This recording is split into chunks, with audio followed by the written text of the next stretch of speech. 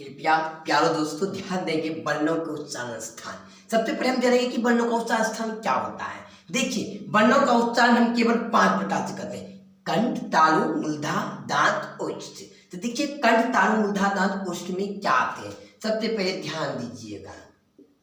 देखिए, हम लोग सबसे पहले स्टार्ट करते हैं व्यंजन वर्ण, तो क ख से। तो इसमें सबसे पहले आएंगे क वर्ग, यानी क वर्ग में सभी, क वर्ग में जितने भी आते हैं, क ख ग घ अंग।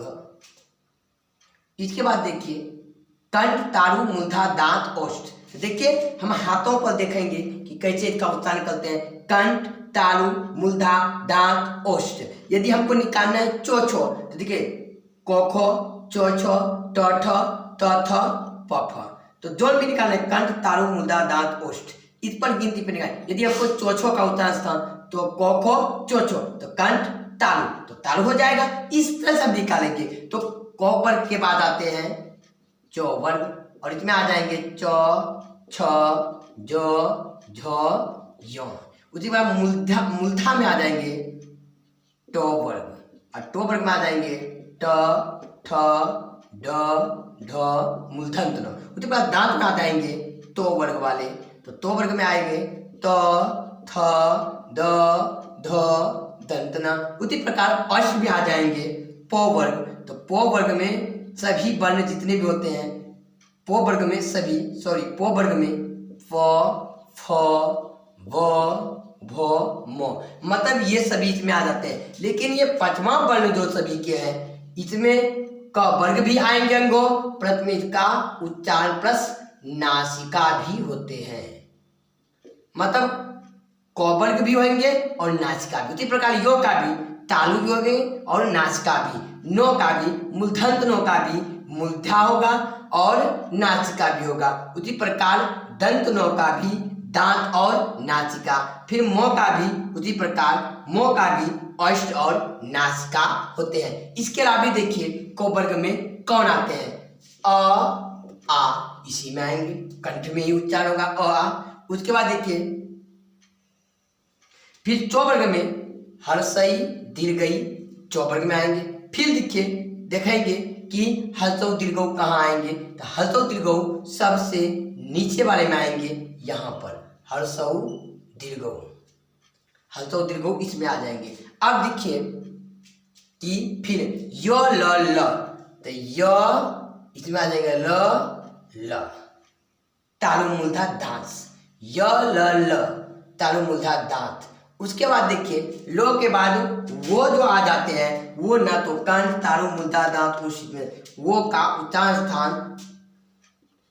दांत प्लस ओष्ठ दोनों मिलके होता है, यानी वकालष्ठो दंतोष्ठम, वकालष्ठो दंतोष्ठम, वो का उच्चारण स्थान दांत और ओष्ठ होते हैं। इसके बाद देखिए वो तो हो गया, यो ल ल वो।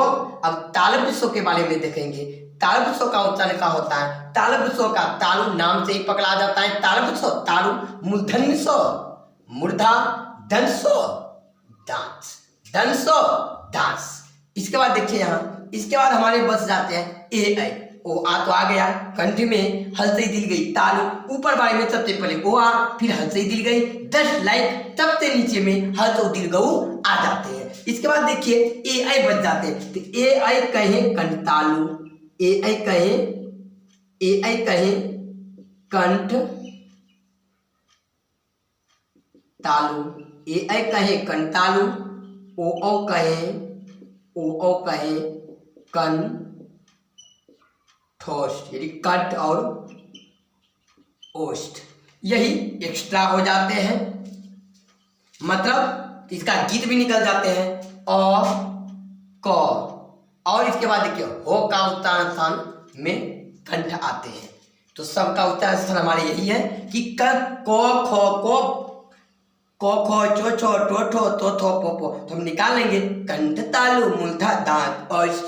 तो इसका गीत भी शॉर्ट में होता है, अकह बिसर गए कंठालाम, इतिया चोभी तालुलाम, लिटत दाने मूर्धादि, लिटत पुकाले दंत दी। उप आते हैं ओष्ठ में, केवल वो दंतोष्ठ में, ए कहे कंठालु, ओ कहे कंठोष्ठ, नासिका से पंचमाक्षर जीवालक के प्रकोष्ठ में इस तरह के शॉर्ट नियम भी होते हैं, ये मैं बाद में शॉर्ट नियम दूंगा इसके नीचे। अब देखिए हमारे संक्षिप्त नियम, मतलब अकह बिसर गह कंठाराम इतियच्चो भी तालुलाम लिटच जानो मूर्धाजी लिटच पुकालो दंत जी। उप आती है ओष्ठ में केवल वो दंतोष्ठ में, ए कहें कंठतालु ओ कहें कंठोष्ठ। नासिका से पंचमाक्षर जीवालखो प्रकोष्ठ में। देखिए यहाँ ओ आ कोबल के सभी और हो तथा विसर्ग ये कंठ से उच्चारण होते हैं। हलसई दीर्घई चौबल के सभी यो और तालब चो ये तालब से उच्चारण होते हैं। ली टो यानी ली और लो भी इसी में आ जाएंगे, ये रो टो और ये मूर्धन सो इसका उच्चारण मूर्धा से होगा। लो तो और सो कौन सो धन सो ये दास से होगा। हलतौ दुर्गौ और पो ये ओष से होगा। वो का उच्चारण दांत और ओष यानी दंतोष से होगा। ए का उच्चारण कंतालु ओ का कंठ और ओष्ठ कंठोष्ठ। नासिका से पंचमाक्षर यानी वही पंचमाक्षर का मतलब अंगो हलंत अंगो यो हलंत मूर्धन्तनो हलंत दंतनो मूर्धन्तनो दंतनो मूर्धन्तनो ये हो गया दंतनो और इधर हो गया आपका मोहलंत। ये पंचमाक्षरी सभी का उच्चारण ये पंचमाक्षर कहलाते हैं और इसका उच्चारण नासिका से होता है और अपने अपने वर्ण जो बताए हैं और जिह्वालको प्रकोष्ठ में। इसके बाद देखिए अनुस्वार और चांद बिंदु के बारे में जानेंगे। अनुस्वार और चांद बिंदु, ये अनुस्वार और चांद बिंदु इसका उच्चारण नासिका से होता है और इसका उच्चारण अनुनासिका से होता है, अनुनासिका से होता है। अब इसका अर्थ जानेंगे। नासिका का मतलब होता है कि नाक से ज्यादा ज्यादा उच्चारण और मुंह से कम कम हो, तो ये अनुस्वार का उच्चारण नाक से ज्यादा ज्यादा और मुंह से कम कम होता है, जिसको नासिक वर्ण बोलते हैं। लेकिन इसमें मुंह से ज्यादा ज्यादा और नाक से कम कम होता है उच्चारण, इसलिए अनुनासिका। क वर्ग जितना भी है अ क हो ये सभी कंठ, क्योंकि डायरेक्ट क से पूरे कंठ खोलते हैं। तालु हर सही तालु में चढ़ते हैं। इसके बाद टोठो ली दंसो ये सॉरी मूर्धन्सो ये मूर्धा से, क्योंकि ये मूर्धा में चढ़ते हैं। इसी प्रकार ये दांत में जैसे हम तोथो बोलते हैं डायरेक्ट हमारा जो है जी दांत पे ठोकर मारते हैं तो थो, ठीक है। उसी प्रकार हलतो दुदो जब भी बोलते हैं ठोर हमारा बंद होते हैं, जैसे हलतो उप उप उप पो पो फो, मतलब औष जो है हमारा ठोर जो है एक दूसरे में सट जाते हैं। यदि हम इसको न सटाएंगे तो बोल नहीं पाएंगे। उसी प्रकार ए बनेंगे, इसमें तालु भी होगा और कंठ भी होगा।